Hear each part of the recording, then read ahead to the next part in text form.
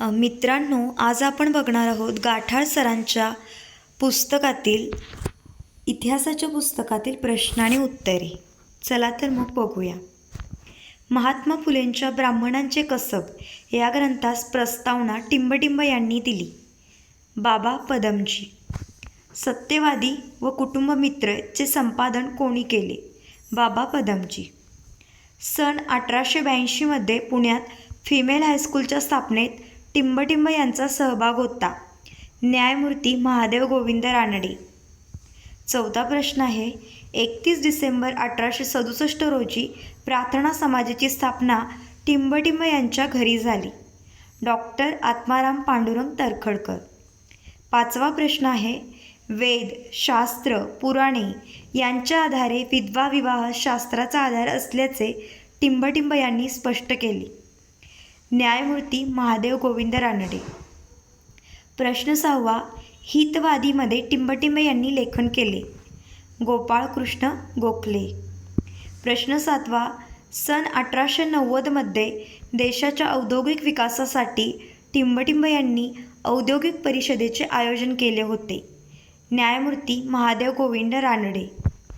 प्रश्न 8वा. विचारांना कृतीची जोड देत आपल्या विधवा मुलीचा पुनर्विवाह त्यांनी घडवून आणला ते कोण? डॉक्टर रा. गो. भांडारकर. प्रश्न 9वा. इंडियन स्पेक्टॅटर नावाचे साप्ताहिक आणि नीतिविनोद हा ग्रंथ त्यांनी लिहिला ते ओळखा.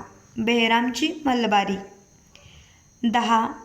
बालविवाह आणि लादलेले सक्तीचे वैधव्य या विरोधात यांनी कार्य केले. त्यांना बालविवाह विरोधी चळवळीचे प्रवर्तक म्हणूनही ओळखले जाते. डॉक्टर बेहरामजी मलबारी. प्रश्न 11. विष्णूशास्त्री चिपळूणकरांच्या निबंधमालेचा प्रभाव टिंबटिंब या सुधारकांवर होता. गोपाळ गणेश आगरकर. प्रश्न 12. विष्णूशास्त्री चिपळूणकरांच्या स्मरणार्थ नूतन मराठी विद्यालयाची स्थापना टिंबटिंब यांनी केली. गोपाळ गणेश आगरकर. प्रश्न 13. समता संघाच्या विचारांचा प्रसार करण्यासाठी मानवी समता हे वृत्तपत्र टिंबटिंब यांनी सुरू केले. महर्षी धोंडो केशव कर्वे. समता संघ 1944. प्रश्न 14. लुकिंग बॅक हे आत्मवृत्त कोणाचे आहे? महर्षी धोंडो केशव कर्वे. प्रश्न 15.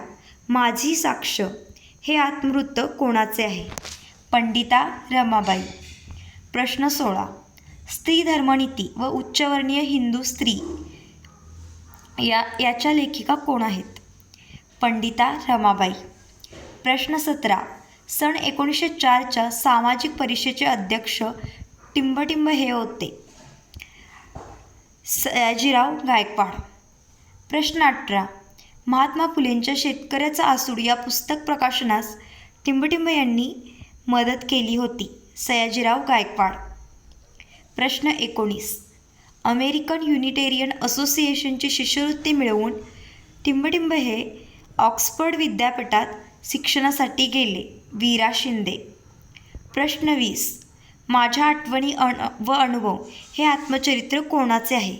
वीरा शिंदे. प्रश्न 21. सिद्धांत विजय या ग्रंथाचे लेखन कोणी केले? छत्रपती शाहू महाराज. प्रश्न 22. छत्रपती शाहूंना राजश्री ही पदवी कोणी दिली? कुर्मी क्षत्रिय परिषद. प्रश्न 23. आपल्या संस्थानात शाहू महाराजांनी विधवा पुनर्विवाह कायदा कोणत्या साली पास केला? 1916. प्रश्न 24. शेतकऱ्यांचे स्वराज्य हा ग्रंथ कोणी छत्रपती शाहूंना अर्पण केला होता? तर उत्तर आहे के.सी. ठाकरे. प्रबोधनकार के.सी. ठाकरे. प्रश्न 25. संतती नियमन विचार व आचार या पुस्तकाचे लेखक कोण आहेत? र. धो. कर्वे. प्रश्न 26. टिंबटिंब यांना संतती नियमनाचे भारतातील आद्य प्रवर्तक म्हणून ओळखले जाते. समाज स्वास्थ्य मासिक त्यांनी सुरू केले. रघुनाथ कर्वे. प्रश्न 27.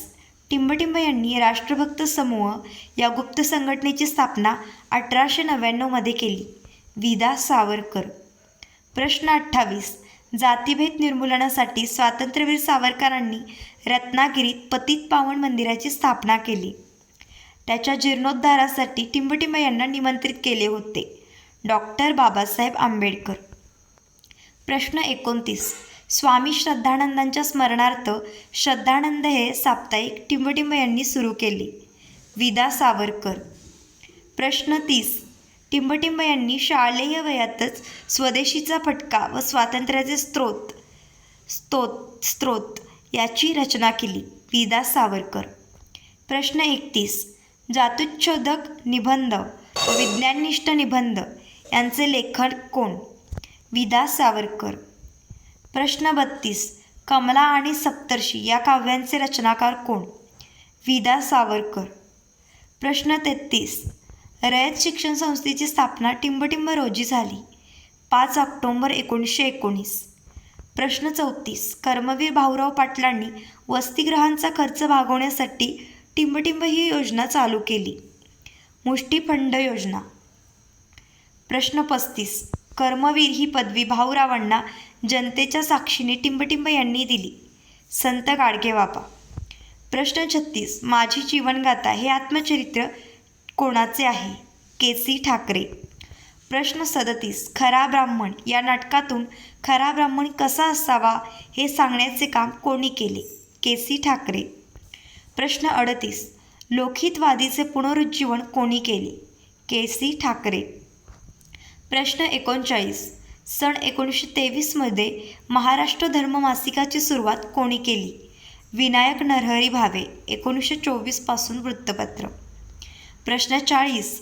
सन 1975 आणीबाणीचा उल्लेख अनुशासन पर्व असा कोणी केला? विनोबा भावे. प्रश्न 41. नाना रामचंद्र पिसाळ यांना क्रांतिसिंह ही उपाधी कोणी दिली? प्रल्हाद केशव अत्रे. प्रश्न 42. प्रति सरकारची राजधानी कोणती होती? कुंडल. अध्यक्ष होते किसनवीर. प्रश्न 43. माझा रशियाचा प्रवास हे प्रवास वर्णन कोणाचे आहे? अण्णाभाऊ साठे. प्रश्न 44. छत्रपती शाहूंनी शास्त्र जगद्गुरू पीठाची निर्मिती करून कोणाला शास्त्र जगद्गुरू नेमले? सदाशिव पाटील बेनाडीकर. 11 नोव्हेंबर 1920.